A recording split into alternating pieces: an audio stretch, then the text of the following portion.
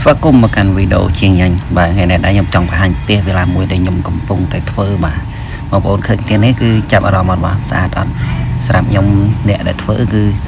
ស្អាតមែនទែនហើយស្រឡាញ់ផ្ទះនឹងមែនទែនបើសិនជាខ្ញុំមានលុយខ្ញុំអាចនឹងចង់ធ្វើផ្ទះមួយនឹងដែរប៉ុន្តែមិនដឹងជាមានលុយពីណាទេបាទបើរាល់ថ្ងៃដើរធ្វើសំណងត្រុកបាទហើយនេះបាទការងារដែលខ្ញុំធ្វើរាល់ថ្ងៃអត់មានអីច្រើនទេបងប្អូនយើងមានតែរៀបឥដ្ឋចាក់ឡើងតោរៀបឥដ្ឋចាក់ឡើងតោតែប៉ុណ្ណឹងរាល់ថ្ងៃត្រឡប់ត្រឡឹងទៅមកបាទបងប្អូនមើលលេងទៅក្រៃលោបងប្អូនមានលុយមានអីចង់ធ្វើផ្ទះមុតនេះសម្រាប់ការរៀបឥដ្ឋរបស់ខ្ញុំគឺមិនទាន់ហើយ 100% ទេគឺយើងរៀបបានជាងខាងក្រៅបាទហើយនឹងខាងក្នុងបានតិចតួចយើងអត់ទាន់ខាន់បន្ទប់ឬក៏កន្លែងដាក់គ្រោងទ្វារគ្រោងអីយើងអត់ទាន់បានធ្វើទេ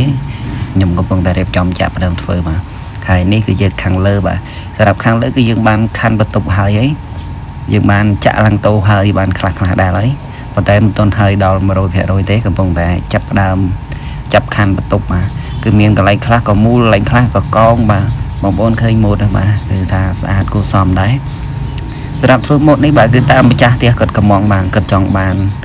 ខាន់បន្ទប់បែបនេះឬកងបែបនេះបាទគឺសម្រាប់ជាងញ៉ាញ់គឺធ្វើឲ្យទាំងអស់បាទអត់មាន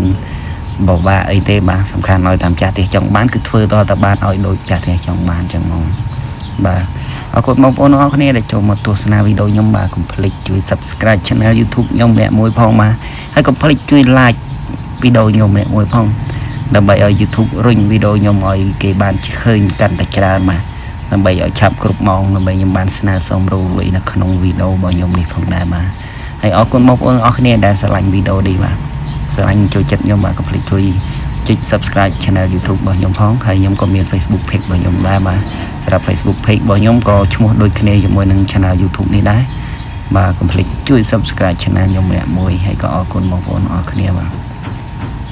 សម្រាប់វីដេអូខ្ញុំគឺមានតែប៉ុណ្ណេះបង្ហាញតិចតួចពីកន្លែងខ្ញុំធ្វើការហើយ